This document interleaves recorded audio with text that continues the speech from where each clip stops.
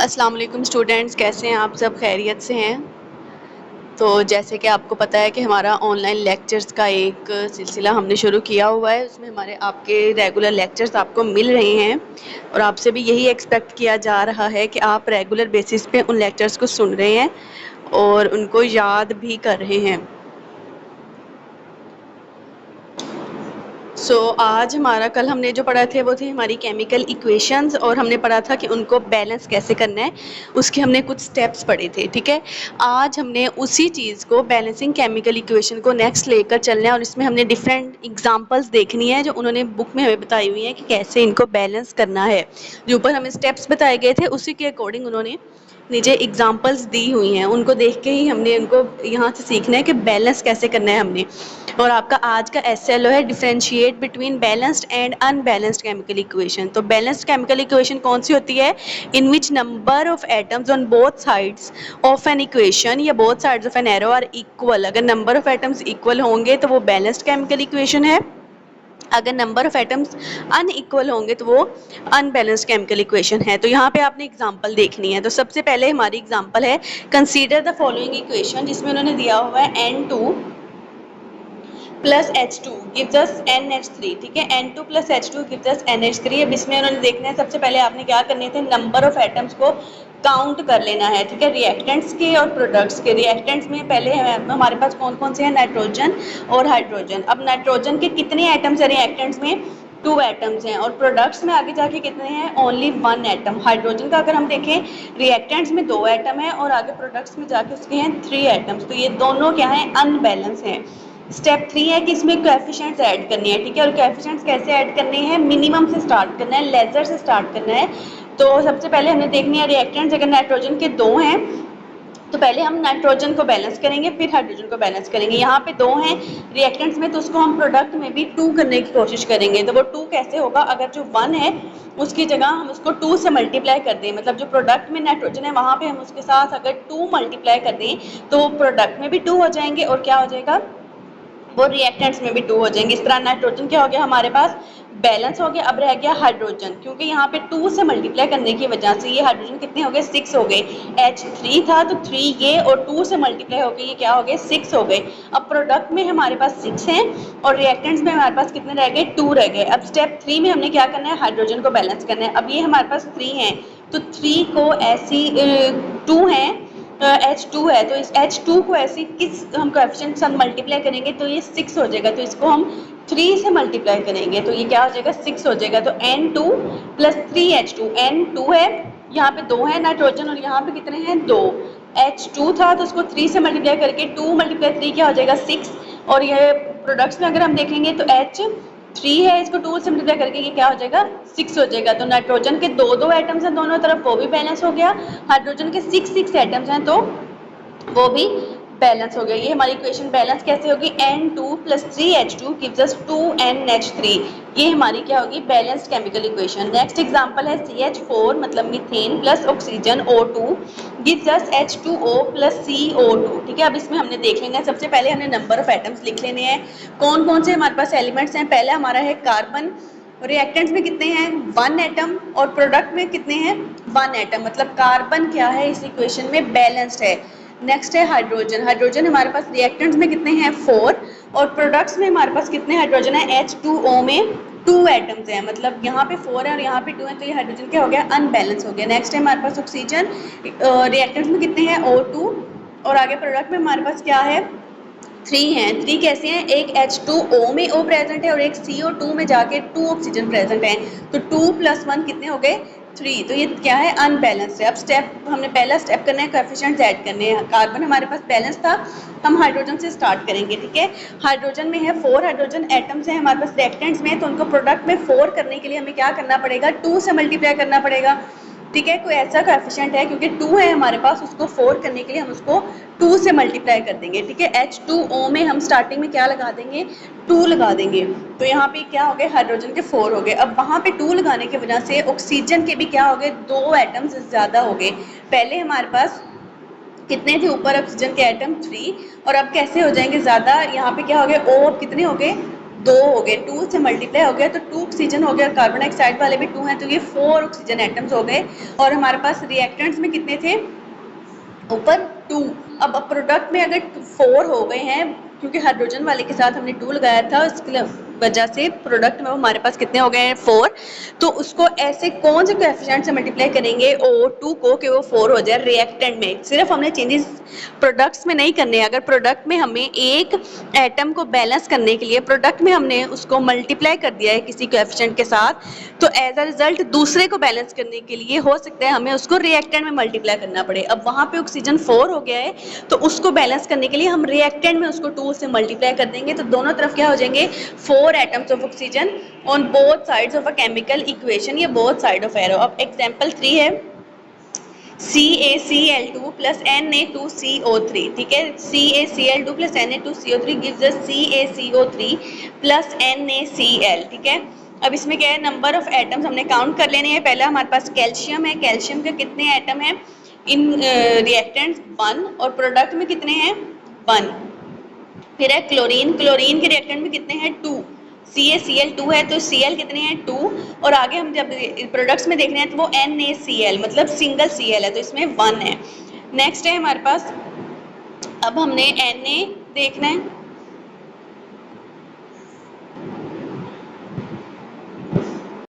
तो अब हमारे पास एग्जाम्पल नंबर 3 है CaCl2 plus Na2CO3 gives us CaCO3 NaCl, ठीक है। अब इसमें हमने देख लिए कैल्शियम का, पहले हमने देखा कि वो बैलेंस्ड है। फिर है क्लोरीन के, वो अनबैलेंस्ड कैसे है, क्योंकि रिएक्टेंट्स में CaCl2 मतलब 2 क्लोरीन के एटम्स हैं, जबकि प्रोडक्ट्स में NaCl 1 एटम है, ये अनबैलेंस्ड हो गया। नेक्स्ट है हमारे पास सोडियम, 2 सोडियम के एटम्स हैं रिएक्टेंट्स में Na2CO3 में जो है, और जो प्रोडक्ट्स में है उसमें क्या है NaCl मतलब सिंगल एटम है, तो ये भी क्या हो गया अनबैलेंस्ड हो गया। फिर है कार्बन, कार्बन का हमारे पास रिएक्टेंट में कितने हैं, एक है। CaCl2 के बाद क्या है Na2CO3 मतलब C का एक ही है और ऑक्सीजन के आगे 3 है। और ये हम प्रोडक्ट में देखेंगे तो उसमें भी CaCO3 है मतलब C का उसमें भी एक है, तो ये बैलेंस हो गया। ऑक्सीजन के कितने हैं 3 इन रिएक्टेंट्स, रिएक्टेंट्स में 3 कहाँ है O3 CO3। उसी तरह प्रोडक्ट्स में क्या है CO3, तो वो भी बैलेंस है। तो हमारे पास अनबैलेंस्ड अब कौन कौन से हैं, सिर्फ सोडियम और कैल्शियम, ठीक है। इनको बैलेंस करने के लिए प्रॉपर कोएफिशिएंट्स के साथ मल्टीप्लाई करेंगे। कैल्शियम का है पहले, वो बैलेंस्ड है दोनों में 1 और 1। क्लोरीन एटम अब हमने कैसे बैलेंस करने हैं, क्लोरीन रिएक्टेंट्स में 2 है और प्रोडक्ट में 1 है, तो इसको क्या करेंगे मल्टीप्लाई कर देंगे 2 से। अगर हम 2 से मल्टीप्लाई कर देंगे क्लोरीन को तो ये क्या हो जाएगा 2 NaCl मतलब क्लोरीन एटम बैलेंस हो गया। रिएक्टेंट्स में 2 थे तो ये प्रोडक्ट्स में भी क्या हो गए 2 हो गए। उसी तरह सोडियम का भी सेम था, रिएक्टेंट्स में 2 थे और प्रोडक्ट में 1 था। जब उसको 2 से मल्टीप्लाई किया हमने पूरे NaCl को तो सोडियम भी 2 हो गए और क्लोरीन भी 2 हो गए।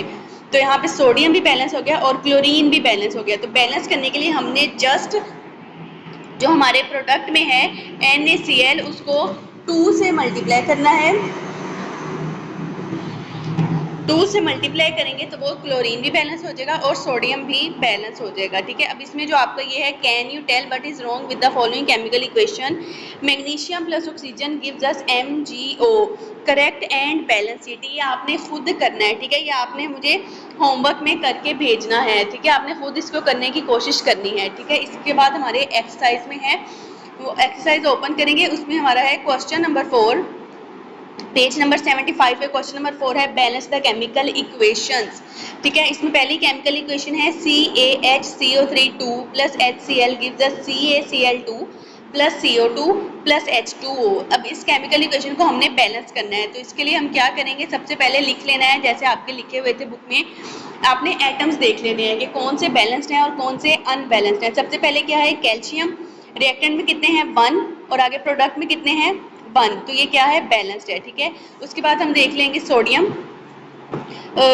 सॉरी हाइड्रोजन, हाइड्रोजन है यहाँ, जैसे यहाँ पे है कैल्शियम के बाद क्या है हाइड्रोजन। आपने ऐसे ना सीक्वेंस में चलते जाना है, तो वो अब हाइड्रोजन सिर्फ हमने पहले रिएक्टेंट का नहीं देखना, पूरे रिएक्टेंट्स जितने भी रिएक्टेंट्स होंगे उनमें हाइड्रोजन कितने हैं HCO3 2 मतलब H को 2 से मल्टीप्लाई किया गया, ब्रैकेट में एक H है उसको 2 से मल्टीप्लाई करके ये क्या हो गया 2, और आगे HCl है हमारे पास तो वो क्या हो गया 1 उसका और 2 इसके क्या हो गए 3 हमारे पास क्या है रिएक्टेंट्स में है। और अब हम प्रोडक्ट्स में देखेंगे तो उसमें क्या है CaCl2 plus CO2 plus H2O, H2O में कितने हाइड्रोजन है 2 मतलब हमारे पास रिएक्टेंट्स में कितने हैं 3 और प्रोडक्ट्स में कितने हैं 2, तो ये क्या है, अनबैलेंस है। फिर आगे हम देखेंगे कार्बन को, कार्बन है CO3 को, मतलब C है एक, लेकिन ब्रैकेट में है, उसको 2 से मल्टीप्लाई कर किया है इन्होंने, तो ये क्या हो गया 2।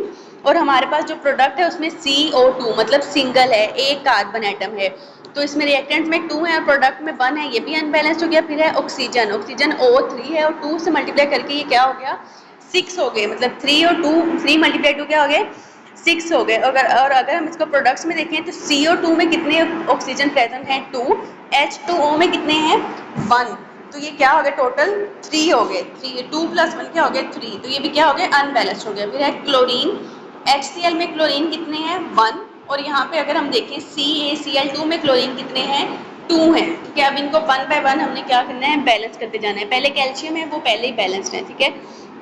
अगर हम आगे देखेंगे हाइड्रोजन को, हाइड्रोजन क्या था हमारे पास 3 थे इधर रिएक्टेंट्स में, और उधर प्रोडक्ट्स में कितने हैं हमारे पास 2 हैं, ठीक है। अगर हम HCl को 2 से मल्टीप्लाई कर दें, ठीक है, सबसे पहले हमने क्या किया रिएक्टेंट में जो HCl था उसको 2 से मल्टीप्लाई कर दिया, विच मीन्स 2HCl हो गया। अब 2HCl होने की वजह से क्या हुआ, जो 1 था पहले क्लोरीन के साथ एक हाइड्रोजन था, उसकी जगह अब क्या हो गए 2 हाइड्रोजन हो गए, तो 2 ये हाइड्रोजन और 2 हमारे पास पिछले रिएक्टेंट में है जिसमें H को 2 से मल्टीप्लाई करेंगे तो वो भी क्या हो जाएगा 2 हो जाएगा, तो 2 + 2 कितने हो गए 4 हो गए, ठीक है।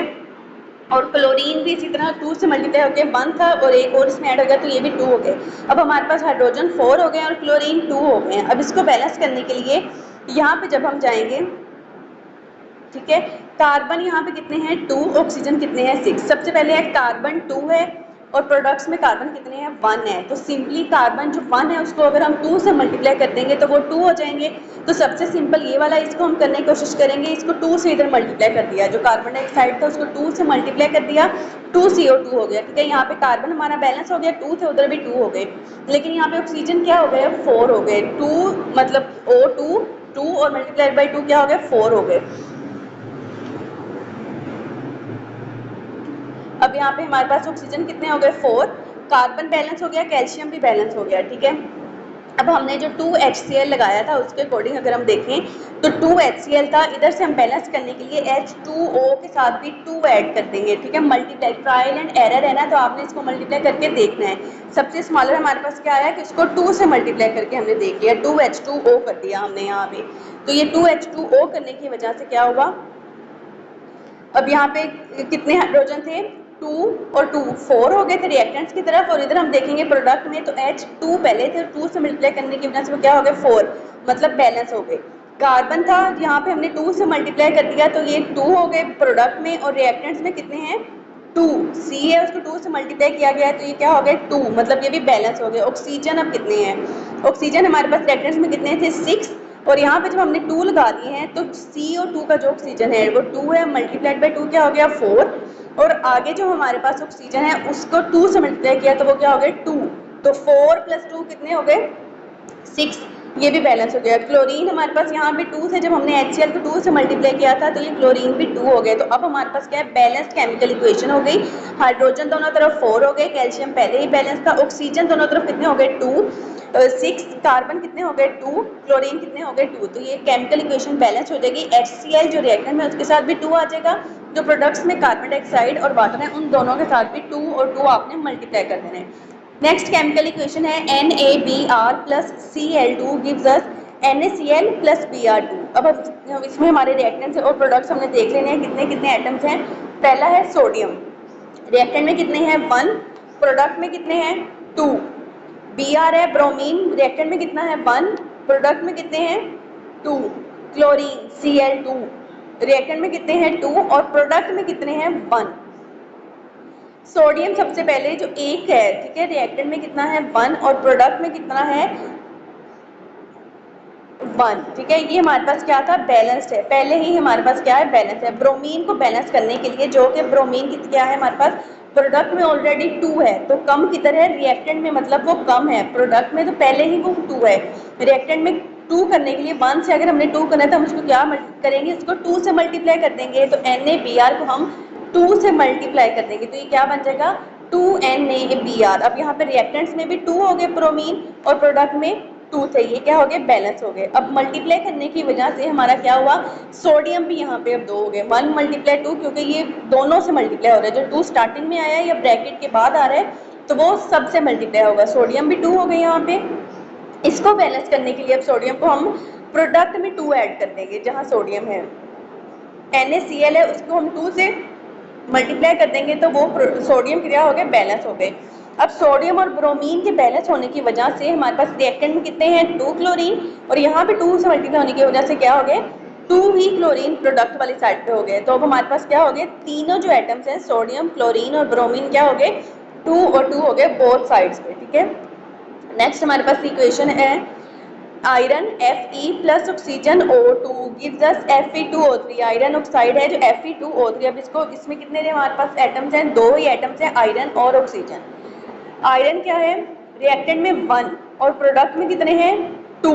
ऑक्सीजन रिएक्टेंट में कितने हैं, 2 और प्रोडक्ट में कितने हैं, 3। अब इनको बैलेंस करने के लिए पहले हम आयरन से करेंगे। अब हमने देखना है कि आयरन को और इनको बैलेंस कैसे करना है, ठीक है, क्योंकि आयरन पहले ही उधर 2 है, तो ऐसा हमने रिएक्शन लिखना है कि जो प्रोडक्ट को भी बैलेंस कर दे और इसको भी बैलेंस कर दे रिएक्टेंट्स वाली साइड पे भी, ठीक है। अब इसमें हमने कैसे लिखना है, यहाँ पे 2 है, इसको अगर हम सबसे पहले लीस्ट कोएफिशिएंट से मल्टीप्लाई कर देना है, प्रोडक्ट है ना आपके पास 2, ठीक है। अब इसको हम किससे मल्टीप्लाई कर सकते हैं, 2 से मल्टीप्लाई, लेजर कोएफिशिएंट से शुरू करना है तो 2 से हमने पूरे प्रोडक्ट को मल्टीप्लाई कर दिया। 2 से मल्टीप्लाई करने की वजह से ये क्या हो गए, आयरन 4 हो गए और ऑक्सीजन कितने हो गए, 6 हो गए, ठीक है, क्योंकि 2 और 3, आयरन कितने थे, 2 से मल्टीप्लाई हो गया 4, ऑक्सीजन थे 3, उनको 2 से मल्टीप्लाई किया तो वो क्या हो गए, 6, ठीक है। अब हमारे पास ये क्या हो गया, प्रोडक्ट में आयरन 4 और ऑक्सीजन कितने हो गए, 6। अब आयरन 4 है तो सिंपली हम इनको क्या लिख देंगे, 4, इसके साथ हम 4 मल्टीप्लाई कर देंगे तो ये बैलेंस हो जाएगा, 4 हो गए। अब ऑक्सीजन हमारे पास कितने थे, 6 ऑन द प्रोडक्ट साइड और 2 है अब हमारे पास रिएक्टेंट की साइड पे, तो 2 को ऐसे किस कोएफिशिएंट से मल्टीप्लाई करेंगे कि वो 6 हो जाएगा, 3 से मल्टीप्लाई करेंगे तो वो क्या हो जाएगा, 6 हो जाएगा। तो 4Fe plus 3O2 gives us 2Fe2O3, ये बैलेंस्ड केमिकल इक्वेशन बन जाएगी। फिर आपके नेक्स्ट केमिकल इक्वेशन है NH4OH plus H2SO4 gives us NH4 plus H2O, ये बताया गया। इसमें हमने लिखते जाना है, पहले है नाइट्रोजन, हाइड्रोजन, ऑक्सीजन और सल्फर, इनके रिएक्टेंट्स एंड प्रोडक्ट्स में हमने देख लिया। अब इसमें बैलेंस्ड कौन सा है, ऑक्सीजन इसमें क्या है, बैलेंस्ड है, और इसमें सल्फर भी क्या है, बैलेंस्ड है, मगर ज़रूरी नहीं है कि जो बैलेंस्ड हैं वो, क्योंकि जो अनबैलेंस्ड एटम्स हैं जब हम उनको बैलेंस करने की कोशिश करते हैं तो उनके साथ जो कंपाउंड होते हैं, जो बॉन्ड्स बनाए हुए होते हैं वो भी चेंज हो जाते हैं, तो उनको भी दोनों तरफ फिर हमने क्या कर देना है, बैलेंस कर देना है। सबसे पहले है नाइट्रोजन, प्रोडक्ट में 2 है, रिएक्टेंट में 1 है, तो सिंपली जहाँ पे नाइट्रोजन रिएक्टेंट में है उसको 2 से मल्टीप्लाई कर दिया हमने, क्योंकि उधर 2 थे इधर कम थे, तो इसको हमने मैक्सिमम कितना करना था, 2 ही करना था ना, तो उसको 2 से मल्टीप्लाई कर दिया। तो 2 से मल्टीप्लाई करने की वजह से NH4OH, इसमें जितने भी एटम्स थे वो सारे क्या हैं, 2 से मल्टीप्लाई हो जाएंगे, तो N2 हो गया, बैलेंस हो गया। अब इसके साथ क्या हो गया, हाइड्रोजन, जो यहाँ पे कितने प्रेजेंट थे, 4 और एक OH वाला 5, 5 मल्टीप्लाई 2 क्या हो गए, 10 हो गए यहाँ पे, ठीक है। अब यहाँ पे ये 10 हो गए, ऑक्सीजन कितने हो गए, 2 हो गए, 1 थे, अब यहाँ पे क्या हो गए, 2 हो गए। अब इनको करने के लिए हमने इसके सारे यहाँ पे इन सब के जितने जितने भी एटम थे इसमें हमने ऐड कर दिया, 1 1 मतलब 2 से मल्टीप्लाई करके उनको ऐड कर दिया। अब हमने देखना है क्या क्या रह गया। अब यहाँ पे मल्टीप्लाई करने की वजह से ये क्या हो गए, अब नाइट्रोजन बैलेंस हो गया, हाइड्रोजन कितने हो गए, 10 यहाँ पे हो गए, और 2 H2SO4 के आगे तो ये 12 टोटल हो गए। ऑक्सीजन जो है वो यहाँ पे पहले 1 था अब 2 हो गए, प्लस इसमें कर लिया हमने जो SO4 में 4 थे, ठीक है, तो ये कितने हो गए, 6 हो गए। सल्फर 1 ही था और अभी भी 1 है क्योंकि उसको हमने मल्टीप्लाई नहीं किया। अब प्रोडक्ट्स में क्या क्या है, नाइट्रोजन बैलेंस है हमारे पास, सल्फर बैलेंस है, रह गए ऑक्सीजन और हाइड्रोजन। अब हाइड्रोजन यहाँ पे कितने हैं, 12, तो और यहाँ पे कितने हैं, प्रोडक्ट में कितने हैं, ठीक है, हाइड्रोजन यहाँ पे है 4 मल्टीप्लाई 2 क्या हो गए, 8, और H2O में कितने हैं, 2, तो ये 10 हो गए और वो 12, मतलब 2 का एडिशन हमें अभी चाहिए। तो जो H2O है उसको हम क्या करेंगे, 2 से मल्टीप्लाई कर देंगे, क्योंकि हमें यहाँ पे ज़्यादा चाहिए, हाइड्रोजन और ऑक्सीजन दोनों हमने बैलेंस करने हैं, तो इस पूरे H2O को हम 2 से मल्टीप्लाई कर देंगे, तो ये क्या हो जाएगा, हाइड्रोजन 4 हो गए, यहाँ पे ऐड 4 हो गए, 2 मल्टीप्लाई 2 4, और यहाँ पे जो NH4 2 के साथ है तो 4 मल्टीप्लाई 2 क्या हो गया, 8 8, और प्लस क्या हो गया 4, तो ये क्या हो गया 12। रिएक्टेंट में भी 12 थे, प्रोडक्ट में भी 12 हो गए। 2 से मल्टीप्लाई करने की वजह से अब हमारे पास ऑक्सीजन कितने हैं प्रोडक्ट साइड पे, पहले 1 था, अब क्या हो गए 2 हो गए, और 4 किस में थे, SO4 में, तो 4 + 2 कितने हो गए 6, और हमारे पास रिएक्टेंट्स में कितने हैं 6, तो इक्वेशन हमारी बैलेंस हो जाएगी। नेक्स्ट है हमारे पास Zn + HCl gives us ZnCl2 + H2। अब इसमें पहले है जिंक, जिंक का इसमें भी रिएक्टेंट्स में भी एक है और प्रोडक्ट में भी एक है, मतलब बैलेंस है। हाइड्रोजन रिएक्टेंट में 1 है और प्रोडक्ट में कितना है 2। क्लोरीन रिएक्टेंट में 1 है और प्रोडक्ट में कितना है 2, मतलब प्रोडक्ट में हाइड्रोजन भी और क्लोरीन भी 2 है, और जबकि रिएक्टेंट्स में दोनों 1 है। तो इनको बैलेंस करने के लिए हम क्या करेंगे, मैक्सिमम हमें 2 ही चाहिए, तो HCl रिएक्टेंट में जो है इसको 2 से मल्टीप्लाई कर देंगे हम। 2 से मल्टीप्लाई करेंगे तो ये क्या हो जाएंगे, दोनों 2 और 2 हो जाएंगे और ये इक्वल हो जाएंगे ऑन द प्रोडक्ट साइड, ठीक है। तो ये बैलेंस्ड केमिकल इक्वेशन हो जाएगी, ठीक है। इनको आप जितना प्रैक्टिस करेंगे, आपने इनको ट्रायल एंड एरर देके खुद से प्रैक्टिस करना है, फिर ही आपको आएगा, ठीक है।